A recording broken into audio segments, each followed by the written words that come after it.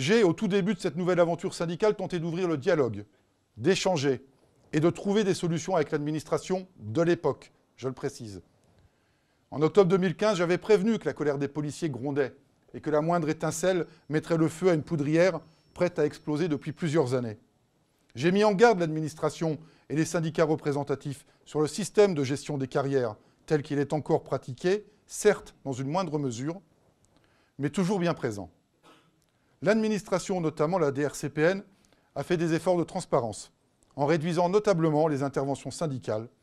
Mais cela reste un sujet, et Gérard Clérici le sait bien, on a déjà eu l'occasion d'en échanger, mais c'est un sujet qui fâche et qui est toujours d'actualité.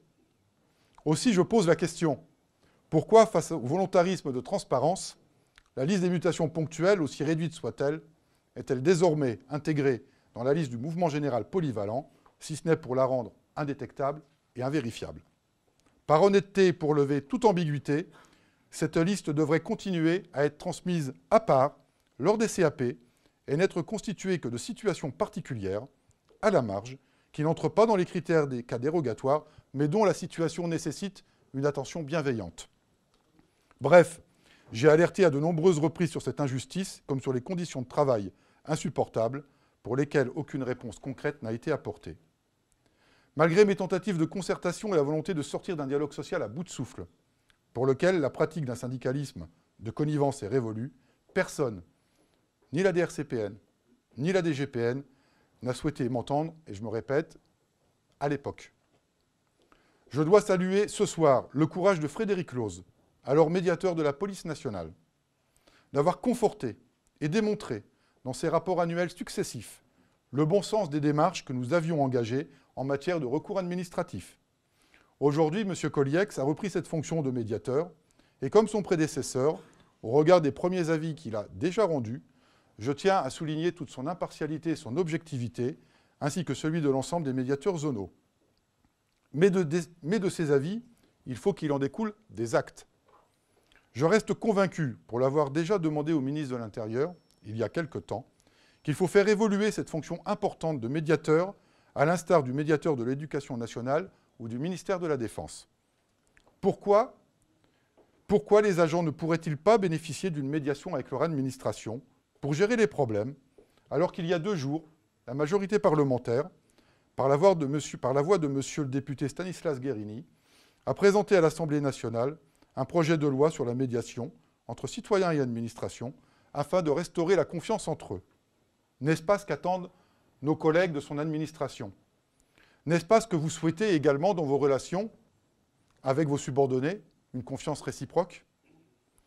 Les avis rendus par le médiateur de la police nationale doivent devenir des décisions. À charge pour l'administration de trouver les solutions les plus adaptées afin de répondre aux policiers lésés.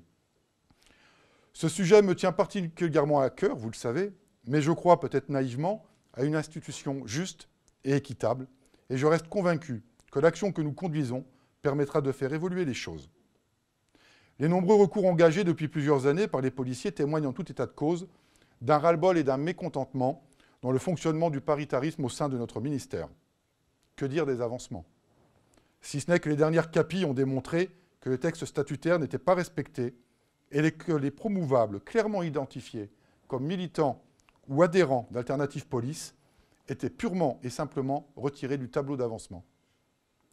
Nos collègues ne faisaient l'objet d'aucune intervention syndicale de notre part.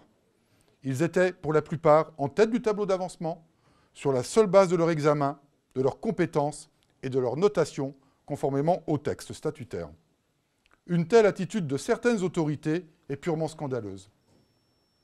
Nous disposons naturellement de tous les dossiers, de tous les arguments, pour démontrer qu'il y a eu favoritisme et clientélisme au détriment de l'application des textes.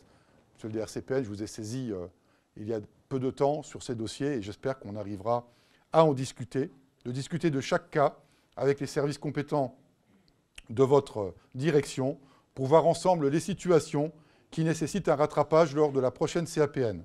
Je sais, la commission administrative paritaire nationale n'a pas pour habitude de revenir sur les CAPI qui restent souveraines quant à leurs choix, mais à la condition que ces choix soient légaux.